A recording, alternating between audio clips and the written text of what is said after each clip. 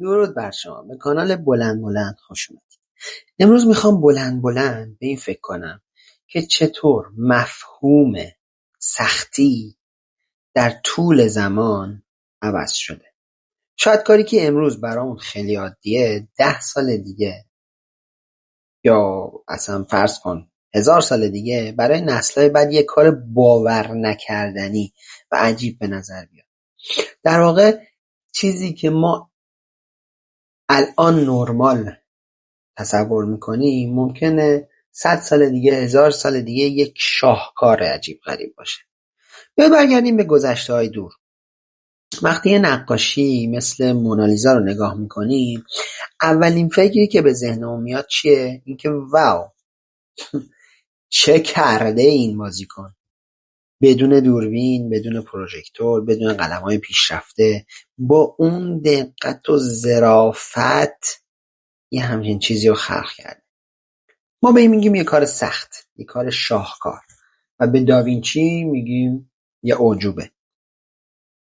یا فکر میکنیم پیش خودمون که چقدر رنج کشیده که این کار انجام داده، یا اون تابلوهای عجیب غریب مثلا شام آخر، یا تصویر یا محصول شاهکاری که از اون سالها و اون موقعها به دست ما رسیده. در واقع ما از دریچه امکانات امروزمون به اونا نگاه میکنیم و اونا رو خارق العاده میدونیم. حالا بیایم به خودمون نگاه کنیم. 10 سال پیش رو یادتون هست؟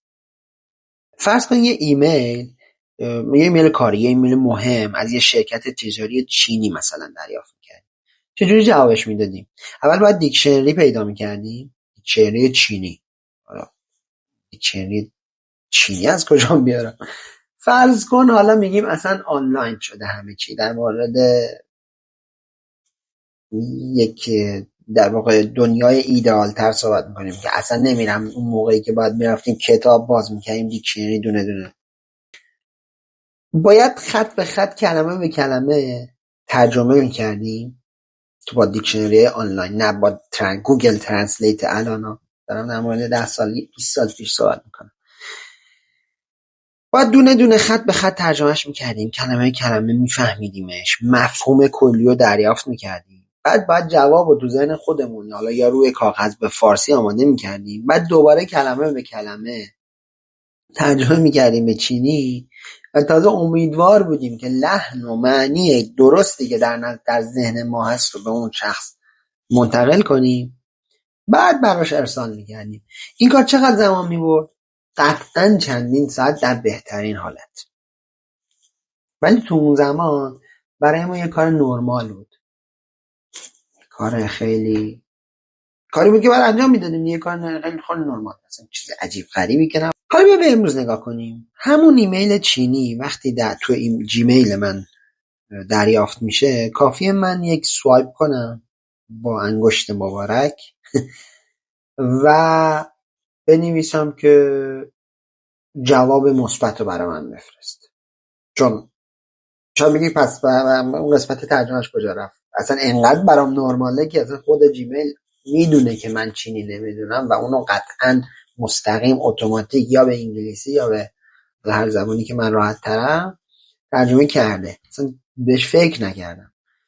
پس مرحله اولی بود که ترجمه اتوماتیک جیمیل رو در واقع دریافت کردیم، متن رو کاملا ساده فهمیدیم، بعد با یه سوایپ انگشت مبارک بهش میگین که جواب مثبت رو به من بده، جواب مثبت بده به ایمیل یا جواب منفی بده به ایمیل، و اون خودش اتوماتیک با دونستن محتوای ایمیل مناسب با محتوای ایمیل، اضافه کردن هر اسمی که توی ایمیل اومده، گریکتینگ اولش، سالوتیشن آخرش، همه رو برای شما انجام میده و متن کامل به شما میده.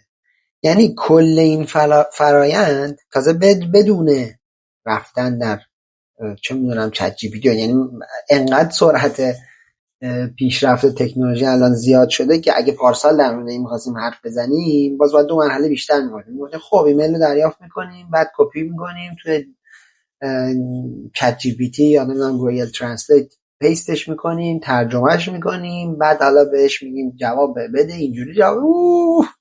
تو 1 سال همین قد تفاوت، واقعا عجیبه. الان که دارم همین الان دارم بلند بهش فکر میکنم، خیلی برام جالب و هیجان انگیزه.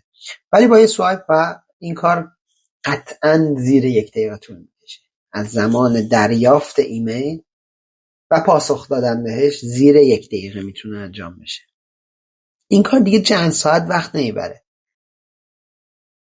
حالا آیا واقعا ایمیل نوشتن 10 سال پیش سخت‌تر از نقاشی مونالیزا بود؟ بخوایم مقایسه کنیم؟ نه. در واقع ابزارا عوض شدن. ابزارا انقدر قدرتمند شدن که کارهای پیچیده رو به کارهای پیش پا افتاده تبدیل کردن. حالا میخوام به این فکر کنم که 10 سال دیگه، نه ببریم 100 سال دیگه، مثلا 10 سال، من اصلا همون 5-10 سال دیگه هم مطمئنم انقدر عوض شده که همین فکر رو خواهیم کرد. ولی میخوام خیلی سادهش اصلا بریم 100 سال دیگه. آیندگان به ما چجوری نگاه میکنن؟ فرض کن 100 سال دیگه یه مورخ یا یه جوون سال 2100 میاد ببینه که ما برای حذف کردن یک آبجکت یا یه شخص از یه عکس دست جمعی باید میرفتیم توی یه برنامه، یعنی اول یه برنامه باید میداشتیم که مثلا به اسم فتوشاپ، بعد باید توی اون فتوشاپ این آبجکت رو سلکت میکردیم که من یادمه که چقدر دعوا سر این بود که اون با چه ابزاری سلکشن رو انجام بدیم که بهتر از همه بشه. یعنی یه سری نمیدونم لس و طول برمی داشتن، یه سری چه میدونم با پن میرفتن انتخاب میکردن، بعد تو آب اصلا نمیتونم بهش فکر.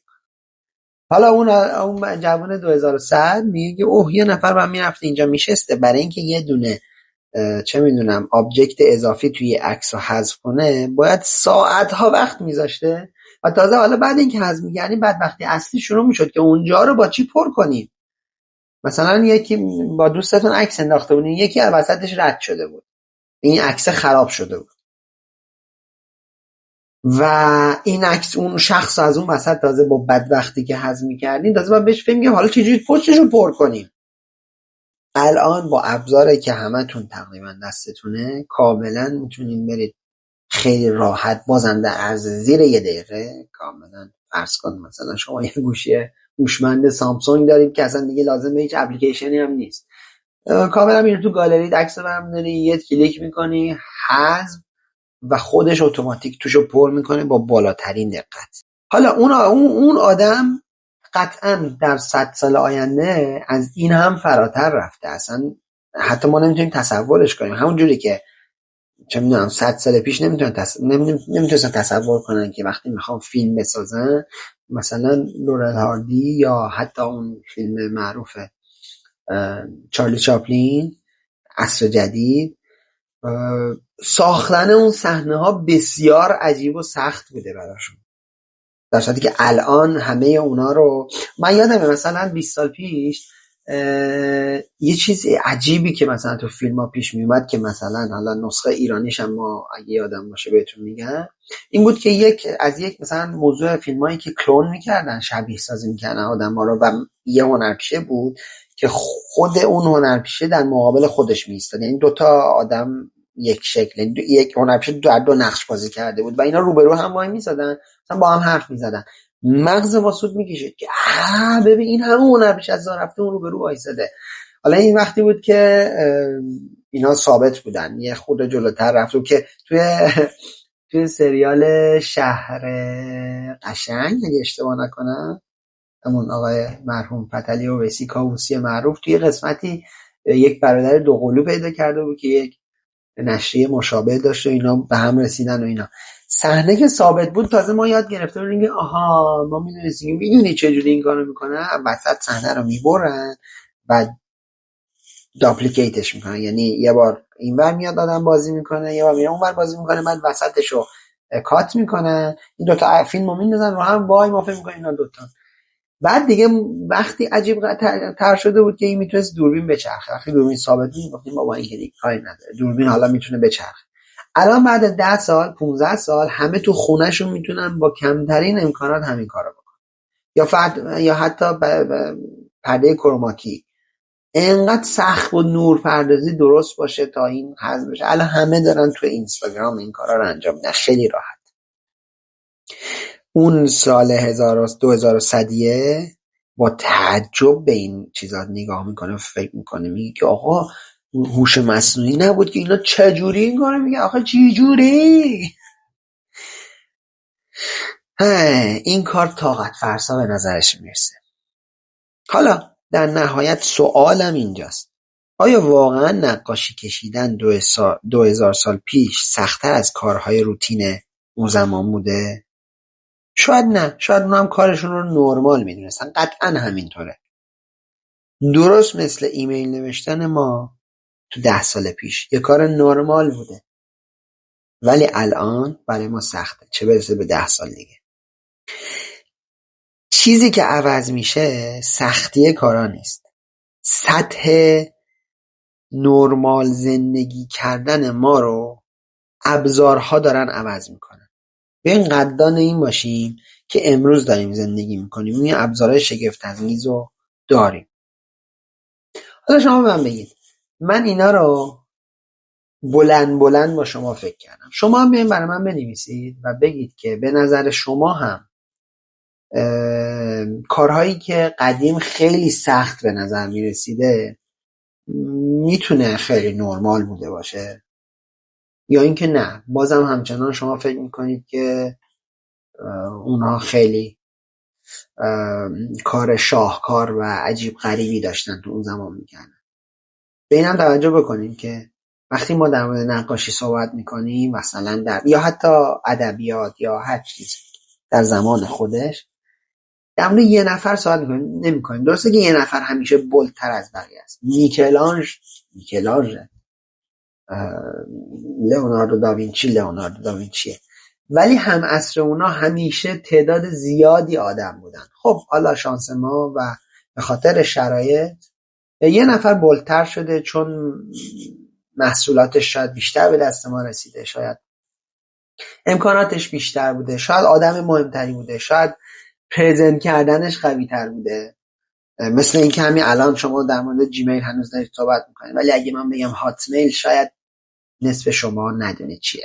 بگم اوتلوک شاید باز 1/4 فقط بشناسه. بگم چه میدونم ما اگه از MSN مسنجر صحبت کنیم کسی شاید نشناسه، حتی یاهو الان شاید جدیدی ها نشناسن، ولی یه زمانی تاپ خودشون بودن. یعنی دیگه وقتی که یاهو مسنجر ویدیو کال رو اضافه کرده بود دیگه ترکونده بود، ولی الان نیست و همه اگر باز بریم 2100 سال دیگه شاید هیچ کس ندونه MSN مسنجری وجود داشته، ولی همه شاید بدونن که واتساپ وجود داشته، تلگرام وجود داشته، چون اونا هم عصر با بقیه بودن ولی خب تونستن دوام بیارن، زنده بمونن. میکلانژلو، لئوناردو داوینچی هم میتونن همینجوری بوده باشن و کلی آدم دیگه هم که ما در تاریخ میدونیم وجود داشتن و کلی آدم هم ما ازشون خبر نداریم.